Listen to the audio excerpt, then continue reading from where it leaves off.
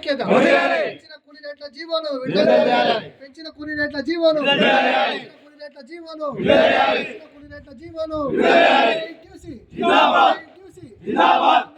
ప్రభుత్వం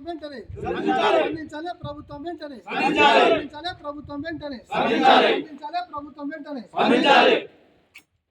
civil supply corporation లో పనిచేస్తున్నటువంటి హమాలీ కార్మికులకు ప్రతి 2 సంవత్సరాలకు ఒకసారి కూలీ రేట్ల ఒప్పందం అనేది జరుగుతూ ఉంటుంది.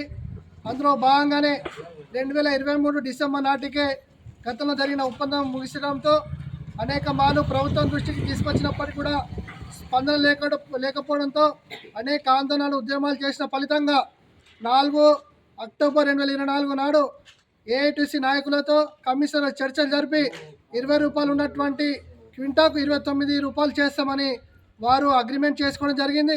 ఈ అగ్రిమెంట్ పూర్తయి కూడా నేటికి 3 నెలలు కావస్తున్నప్పుడు కూడా అధికారులు నేటికి జీవో విడుదల చేయడానికి విఫలమైనందున నేటి నుంచి ఈరోజు సివిల్ సప్లై హమాలీ కార్మికులు వారి ఎగుమతి దిగుమతి నిలుపుదల చేసి ఈరోజు పూర్తిగా నిరసన సమ్మె ప్రారంభించడం జరిగింది.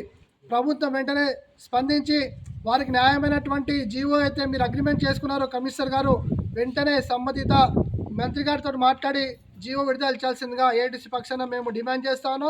మీరు కనుక చేయకుంటే ఈ రేషన్ షాప్లో పంపిణీ అనేది నిలిచిపోయింది తప్ప బియ్యం నిలిచిపోయింది కావున పేద ప్రజలు ఇబ్బంది కలగకుండా రాష్ట్ర ప్రభుత్వం చర్యలు తీసుకోవాలని ఈ సందర్భంగా తెలియజేస్తా ఉన్నాం. ఈ జీవో విడుదలయ్యేంత వరకు ఈ సమ్మె కొనసాగుతుందని మరొకసారి ప్రభుత్వానికి మేము తెలియజేస్తా ఉన్నాం.